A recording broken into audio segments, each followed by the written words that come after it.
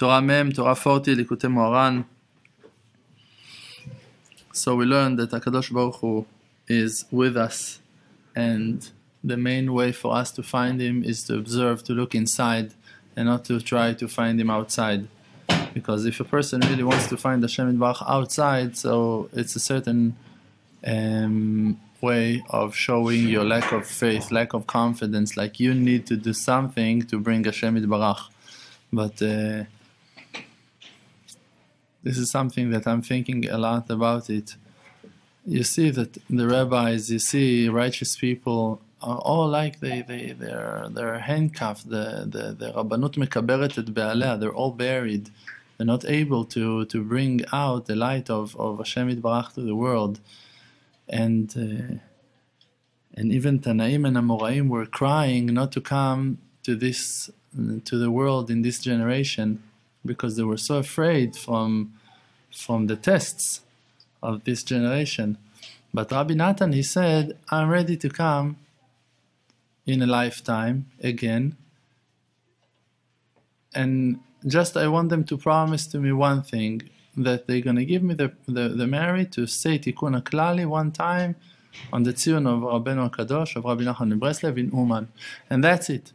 So it means that Rabbi Natan is saying actually that to say one time Tikkun HaKlali on the Tzion of Rabbeinu HaKadosh, one time to say Tikkun HaKlali is higher, is enough to cover for all of the sins of a secular person that borns in a secular family, that his parents never went to mikveh, nothing, never daven, never put tefillin, he ate treif and things that are not allowed, from prohibition, things that are not allowed to eat, wasn't keeping Shabbos, wasn't doing anything that is close to Kedusha. But if he said one Tikkun HaKlali in the Tzion of Rabbeinu, it's already going to cover. And Rabbi Natan, he knew the huge risk of coming down to this world again. You can find yourself marry a Goya, having children with her, or whatever, all of those things. Rabbi Natan was thinking about them. And he said, but to say one time Tikkun HaKlali on the Tzion of Rabbeinu is worthy. I'm thinking about myself, and I'm saying, I'm not in no kind of prison. I'm not limited in no way. Why? Because I'm not a rabbi. Because I haven't gave myself in the hands of no authority, of no one. I'm just a free person that lives his life. And from that moment and on, I can do whatever I want to do. And if I'm going to decide to do it all for Hashem Yitbarach, no one can stop me. Only Hashem Yitbarach. If I'm going to make him happy, he's going to let me keep on doing. If Hashem will say, no, that's not good, so Hashem can stop the person, no problem. But you see, from the moment that you set yourself free from all of definitions, from all kinds of constrictions and rules and measures and you just limits, you just throw yourself on Hashem Yitbarach. Hashem Yitbarach, even the scientists, they're when they're investigating and they're going into the physical aspect of this world, they find atoms over there and things that are flying even higher than atoms. They see infinity, they see endless, Ein Sof inside, and it's all pure energy, it's all moving, it's all very fast. So if they're going to invest more and more and more, in the end they're going to find Hashem. Okay, they're going deeper and deeper into the reality of the world in their investigation. In the end they're going to find Hashem. That's what they're going to see, that it's really all endless, that there is actually a will to all of the creation that makes it all happen and become to be like that. They're going to find the illumination of the will, the source of all of that energy that moves. So when I'm thinking about Hashem Yitbarach, when you look at something that is flying so fast, sometimes you can see that in pictures. No one saw it, but when they took the picture, so suddenly it was standing over there behind, the bird, an aeroplane, something happened. You couldn't see it with your eyes, like Rabbeinu is writing in Likutei Moharan. The eye can see a lot of things, but the brain cannot digest, cannot understand, grab all of the information because it's flying so fast. You look, you see Hashem. Everyone sees Hashem, but they don't understand Hashem. Why? Because it's flying so fast. It's all moving. It's all and so if really you want to nullify yourself to Hashem, You need to be ready to fly. You need to be ready to throw yourself to the waves, to the air, to the water. No, don't care. What do you need, Hashem? Rabbeinu said you need to have a suitcase, a bag that is ready. If they tell you to leave, you need to be ready to leave. Okay, where? Canada? Okay, I'm going. No, where now? New York. Great, New York. And then what? Miami? No, not thinking. Only like that you can connect yourself to Hashem. Only when you live like that, that you always ask Hashem, what do you want from me? Only then you can be with Hashem. Because to say to Hashem Yitbarach, no, Hashem, I need to learn Gemara. Avram wants to shoot me already. All of the time I'm using the Gemara. What can I tell you, Avram? Dear Avram, I'm dedicating this shiur for the success of our friend Avram. The truth is that the Yetzer Hara is hiding himself in mitzvot. That's the Yetzer Hara. HaKadosh Baruch Hu already had Tanaim, he already had Amoraim. It doesn't exempt us from learning Torah. Like I told you, I'm learning Torah also. Here we're sitting every day, we're learning Torah. The amazing class that we heard from Rav Yaakov Herzberg that was talking about how much we need to follow the Yiddishkeit and the wisdom of our ancestors and always to look for. That's obvious. I'm the most Haredi person in this building. I'm the only one that wears a black jacket, white shirt, and the hat. It's me. I'm that one. I'm that Jew here in this place. But we need to understand that the real will of Hashem Yitbarach is that we're going to listen to His voice. Hashem, what do you want from me? What do you want from us? So now, if you wear your jacket, so there are things that you're not able to do. If someone now drowning in the swimming pool, your jacket can just hold you back from saving him. So if you're ready to jump into the water and to save, so great, no problem. The jacket doesn't bother you. But if the fact that you're such a Talmid Chacham and you need to learn Gemara every day and you need to complete your Shnai Mikra V'Echad Targum and you have your schedule and it stops you from... I met a person in New York in a class. He's over 70 years old. And all of his life, people and rabbis are talking to him and telling him, you need to give classes, you need to teach, you need to teach. He came to me after my class. He said, look, you helped me. You answered all of my doubts. I had so many questions all of my life. And I didn't know what's the purpose of my life. And now I realized I need also to give classes and to teach. And I need to believe in myself. More than 1 month. And he didn't upload one video. Why? Ribono Shel Olam? Why? Why I'm able to upload every day video. And we had, before we had the center, in Pesach, in Sukkot, Obi would come to my place and we would make a video in the backyard in my old house. We were sitting and make another video and another video. And when I'm going through the tour, so we're making 3, 5, 4 videos and we're cutting them that we're going to be. When you want to achieve something, you just do it. You don't wait that someone's going to come with a camera to shoot you. You don't need to have the right inspiration to give the right perfect class. You just go to the people. You just go. You just do your job. When you understand that you have something, you just go and do it. And you don't wait people to honor you. And I'm not saying on that person. I'm just saying if he would really understand the message, he would already have 10 videos on the website at least. What's the problem? It's not a problem. Or waiting for us to wake up and waiting in line in YouTube that we're going to connect them to the website. It's not hard to do that, to join us. It just depends in the will. So really to serve Hashem Yitbarach, it depends in the will. This is why Moshe Rabbeinu was niftar, passed away in Ra'avad Ra'avin, will of all will. He was always with Hashem's will. Hashem, what do you want? And Hashem, He's got a journey. Hashem, He knows the way. Like the ship in the sea, you see the tail, you see what's behind the ship, the boat. You don't see the path.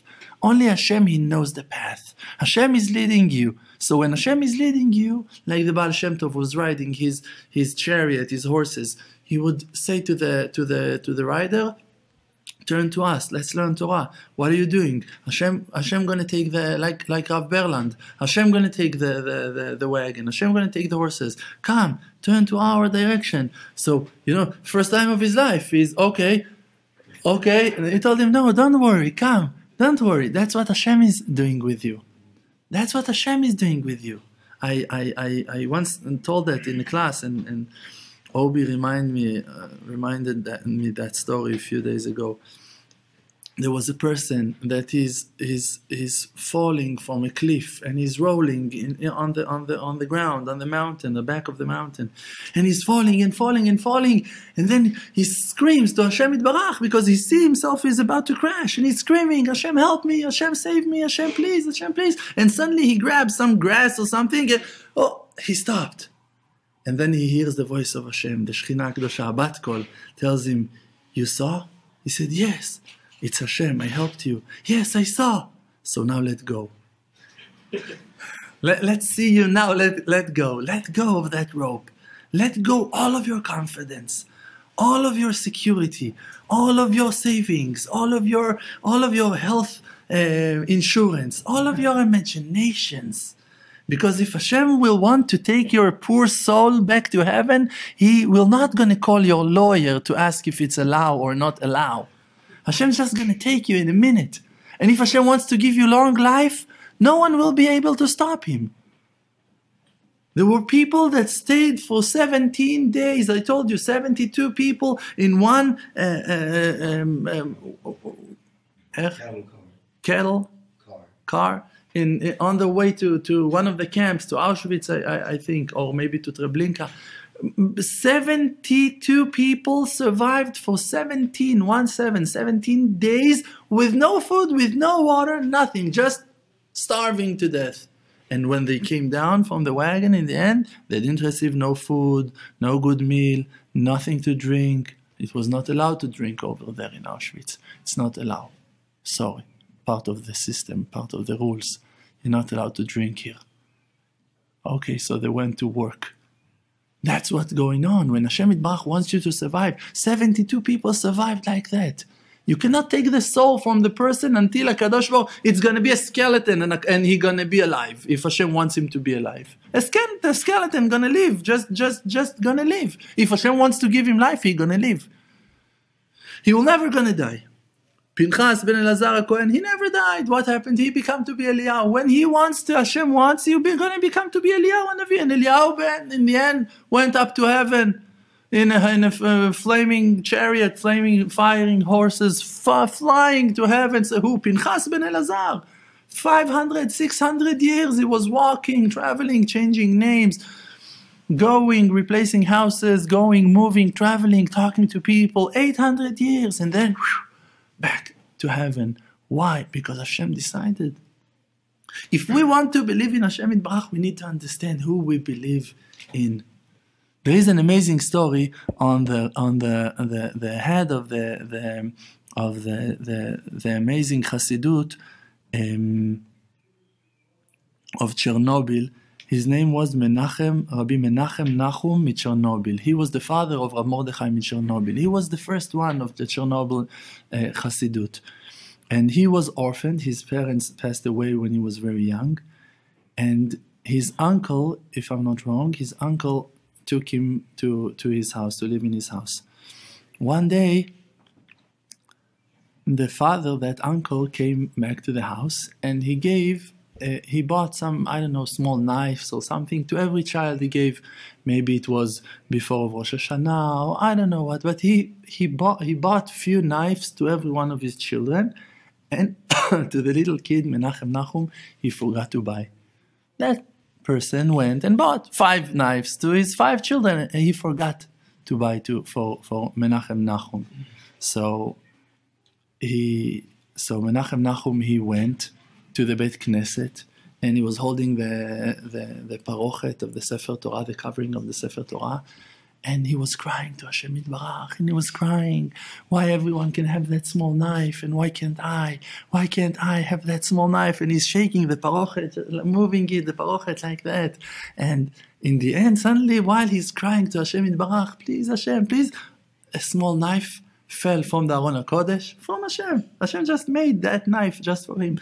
And he found it and said, oh, thank you Hashem, such a miracle. And he took it and he hid it.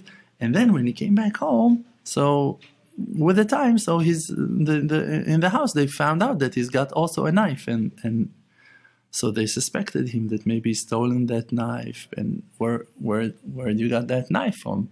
And he said, I was praying to Hashem, and they didn't bought that.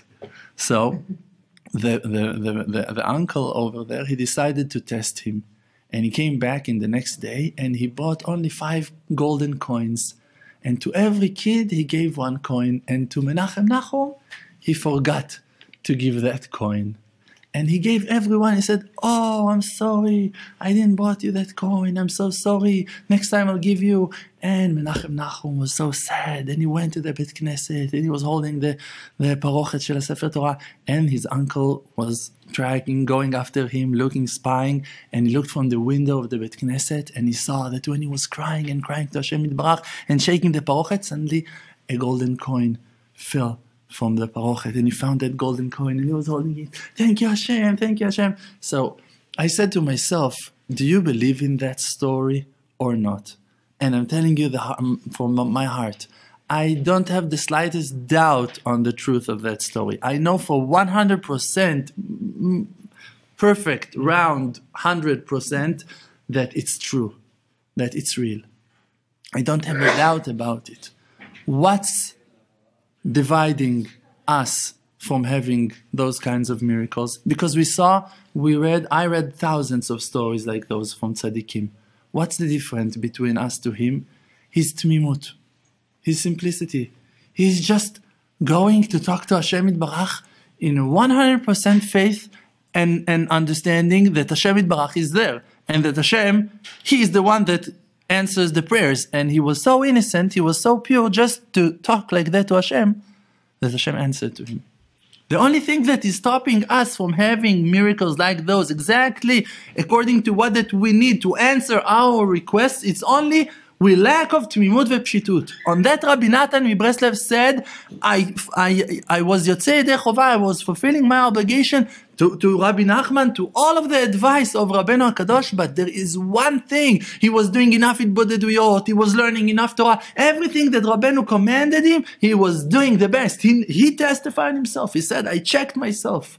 I fulfilled my obligation to be yotzei yedei chova on everything that Rabbeinu said to me, except of one thing I'm not sure that I achieved, the tmimut that Rabbeinu was talking about, the simplicity.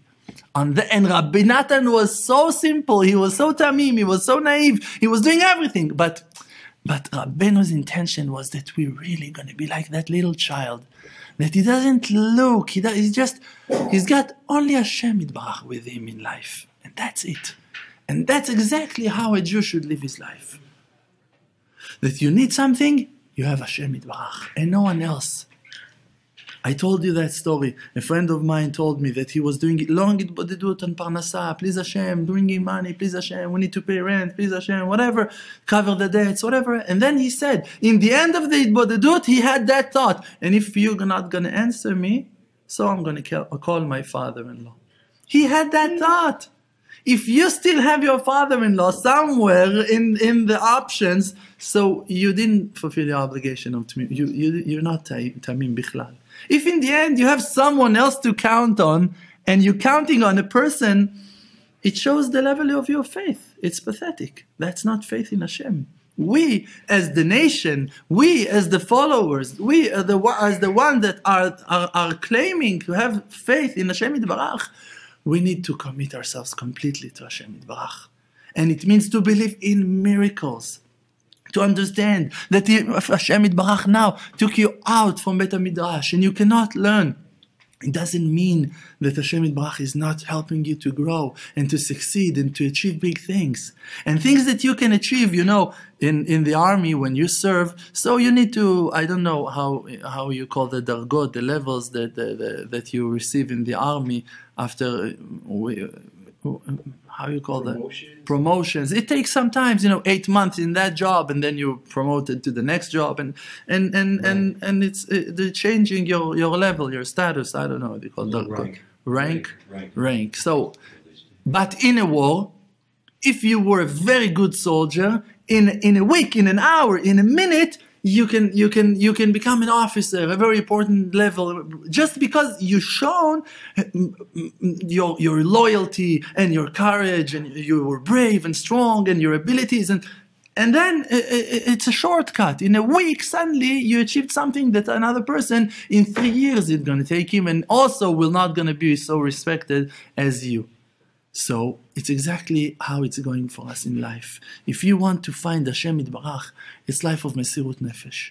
You give everything you have to Hashem Yitbarach. And then there is no time. There is no time anymore. You just brought yourself to be in front of Hashem Yitbarach, and that's it. And you and him are one. And you become to be partners with Hashem Yitbarach. And like that amazing explanation of the Or HaChaim HaKadosh on the verse on Shor, ki timtza Shor Achicha. If you found the animal of your brother, it's HaKadosh Baruch Hu. You become to be equal with Hashem Yitbarach. When you nullify yourself completely to Hashem Yitbarach, there is no difference between you to Hashem Yitbarach. To Hashem you can really nullify yourself completely, to become to be not exist, to become to be one with Him. His existence is being shown through you. You become to be Isha Elokim.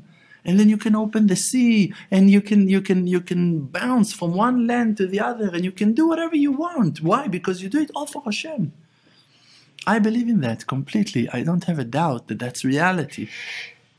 That is the simple faith, that simplicity. That you believe in the power of Hashem Yitbarach, that Hashem Yitbarach is beyond this world. He's spiritual. And He's with you, and He loves you, and He wants to give you whatever you need, whenever you're going to need it. And until then, it's all tests in faith. How much confidence you have in me, how much loyalty you have to me, how much happiness you have to be to live, spend your life with me, how much faith you have, how many prayers you have, how much you ready to dedicate to give to your brothers. In the moment that Hashem Yitbarach is testing the person, and the person is failing in Ahavat Israel, that's the worst of them all. That's the worst. That it pushes you so many floors down. You don't understand how many years you're going to have to spend on fixing your mistakes. And the main test is in Shalom Bayit. It's in peace in the house. It's in the relationship with your wives. There, it's the first test of them all.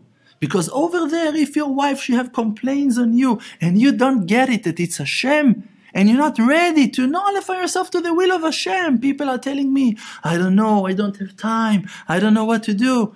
I look at those people. You don't understand the amounts of diamonds that are waiting for you behind the corner, and you're not picking them up. You're not collecting them. You don't know. By going with her to that shopping, it doesn't mean that you now need to cancel yourself from Kedusha, from purity. No, you need to guard your eyes now when you go with her to the mall in Mamila to buy her a jewelry, to go to sit with her in a coffee shop. You need to go to Kapulski coffee shop to drink some pathetic Nescafe with her, to eat some stupid cake with her, and to make her happy. It's the most stupid thing in the world. But when you do that, you know you can say that it's the most stupid thing in the world also on putting tefillin. Can you explain to me? There is no difference between mitzvah and mitzvah. Can you explain to me the wisdom behind putting tefillin? I'll tell you the same wisdom about spending time with your wife. It makes her happy. Both of them are mitzvah mideoraita, v'simach et ishto, v'iniach tefillin. It's two mitzvot mideoraita. You know which is more precious to Hashem Yitbarach? For sure that mitzvot ben adam lechavero is higher. That's for sure. Can you tell me for sure that we understand the wisdom of Hashem Yitbarach? So I tell you, paint to yourself the most charming, kindness grandpa that you can imagine, the best, with the most patience and love and wisdom and kindness. That guy, that's Hashem Yitbarach. And more than that, because you don't know his heart, okay? Hashem Yitbarach, He cares about your wife like you care about your daughter. Hashem Yitbarach, He cares about you like you care about your son. And more than that, because you don't know his heart. But to understand, He is the source of good, He is the source of kindness. It cannot be that you're going to climb in the levels of Kedusha on the account of someone else. That you're going to learn and learn and learn and become to be a Talmid Chacham, and your wife, she will be in charge on the dust, on your slippers to be in the right place, on the laundry. It's not right. It's not the law ver. It's not passing by no person with common sense, with logic mind. And if you're going to say no, but for the Haredim it works, for the Hasidim it works, it's not working also for them. Maybe they're acting like that it is, but you can see their children. You can see those brats running around the streets, not doing anything in their lives, not learning Torah. You see only individuals, one in a million. And you can see more individuals like those between the Baalei Tshuva today than between the Haredim. I'm not saying that to learn Torah it's not good, but you need to learn the Torah while you're sober, while your eyes are open, while you can feel your family. You don't put the Gemara on the head of your wife and you sit and learn Gemara. You don't tell your child, can you put your hands like that? And now I'm going to learn Gemara, and you forget that your child is over there for 2 hours. You cannot do that. So if the house is breaking to pieces, if the kids are in the streets, if the kids are in the iPhones, if the kids are in the yeshiva, it's even worse. You don't know what's going on in the yeshiva dorms. You know what's going on in the yeshiva dorms? I'm going to tell you some stories. People are falling straight to hell, in the dorms of the most important, known, famous yeshivas. Falling straight to hell, and no one can heal them anymore. They're crashing to the rocks. That's it. You lost that kid. Another lost kid. Why? Because they never felt no love, and no appreciation, and no honor, and no respect, and no words of confidence, and chizuk, and appreciation. Just, you need to learn Torah, you need to do this, you need to do that, you need to do... Who can obey? Who can follow those strict rules in this generation? Who's got that soul that's going to be so strong not to break to pieces, not to crash to zero, to dust? We don't have those souls. Those souls are not exist. This is why the Tanaim and Amorim were crying not to come in that generation. Because in this generation, to survive, you need to fly like the wind. You need to have a spaceship like Star Wars. You need to fly. That's the only way you can survive. If you're Luke Skywalker, it's the only way. Just like that. If you're not Han Solo, Luke Skywalker, you're not surviving. You see all of the spaceships, boom, boom, boom, boom, and only they surviving somehow. Only them, only one in a generation, 2 in a generation. And all of the rest, pam, pam, pam, pam, pam. You see fireworks all around them. Everyone are falling like flies. Why? Only when you nullify yourself to Hashem, when you close your eyes and you say, Hashem, you drive that car. You drive my life. You take my house to a better future. And it doesn't mean that now you're allowed to forget from your responsibilities. No, not at all. Adrabah, even more so. Put all of your powers, but with Hashem, with prayers. Always pray. And I still haven't saw the last part of the Star Wars. What can I do? The Force Awakenness, right? I didn't saw it yet. I will. It's in my list of duties. I'm not working for no one. I'm serving Hashem. I'm doing it out of love, out of a huge appreciation to Hashem Yitbarach, that He done a huge favor with me to wake me up, even though that I wasn't deserved at all, that no one gonna talk to me, that no one will come to me and talk to me, and He came Himself to talk to me. Himself revealed Himself to me. Just chosen me, just came to me and started to reveal Himself slowly, gently, through friends, through people, through interesting books, that I'm going to like Him. And He done everything that I'm going to like Him, every good thing that He could. He gave me so many good things, just that I'm going to count on Him again, just that I'm going to believe in Him again, that I'm going to see that there is someone that accepts the prayers. And if Adam שלא נענה, שלא התקבלה תפילתו, and if a person sees that his prayer haven't been answered, so חזק ויאמץ ליבך, so get stronger, be strong and brave. קווה אל השם, חזק ויאמץ ליבך, וקווה אל השם, and hope to Hashem יתברך again. go to pray again. So you need another salvation. So what's the problem? So go talk to Hashem Yitbarach about it. You have fields, you have quiet, you can lock yourself in the room, you can close yourself in the house, you can sit everywhere, in a library, in a shul, in a bet knesset, in a coffee shop, you can put your earplugs and walk in the street. Everyone are talking to themselves today. It's not crazy like it was 200 years ago. Everyone have their device and they're talking to Hashem all day long. Talk. Talk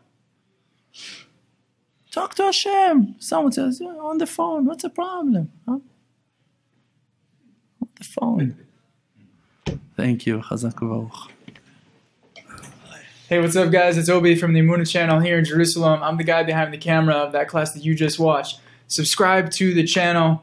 It means a lot to us. It means a lot to Rav Dror. So show me some love. Show Rav Dror some love. Subscribe to the channel. We post new videos almost every single day. Awesome classes like this. So go ahead, subscribe to the channel. If you have any questions on the classes you just watched or just other questions that you have or comments that you want to tell us, post them in the comments below. And we do a question and answer session every single week. So we'll either answer your question in that on video or we'll make sure to get you an answer. Click over here if you want to see another awesome video from Rav Dror. Click over here if you want to see some of his students share inspiration, stories, amazing things that happen with them following his advice. And of course, check out emunahchannel.com. Awesome website where we have tons more inspirational content. We have videos, blogs, music, and all sorts of cool stuff. So get involved over there at emunahchannel.com, and we'll see you in the comments.